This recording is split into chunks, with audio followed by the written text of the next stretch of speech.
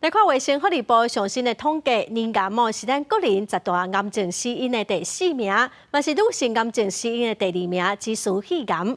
家人中家病院最近有一个病人伫健康检查的时候，发现乳房钙化，后来确定讲是年癌，手术了后恢复了袂歹哦。医师就提醒查某人一定要定期检查加追踪。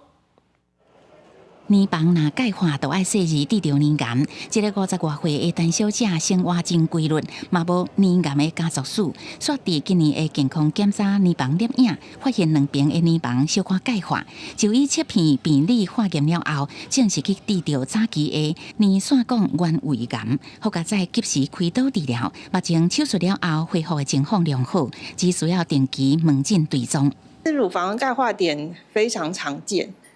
但是它有分良性跟恶性。如果是比较像细沙群聚的钙化点，就有可能会是肿瘤它代谢之后形成的一些钙化点。因为病患是希望伤口较细，也想要有女性的外观，负责EDA医疗团队进行年房全切除，再搁进行重建，必须爱用显微镜加血管接合好，技术真悬，手术的时间要10点钟。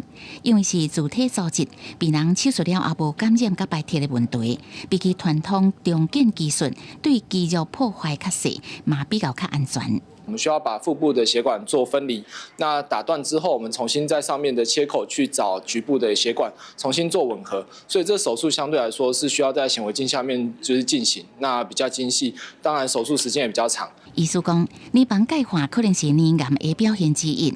目前国健署提供45岁以上，一加40岁以上2等亲以内有年房家族史的女性，每2年做一届年房电工的摄影检查，呼吁女性爱定期检查，量早发现，量早治疗。记者综合报道。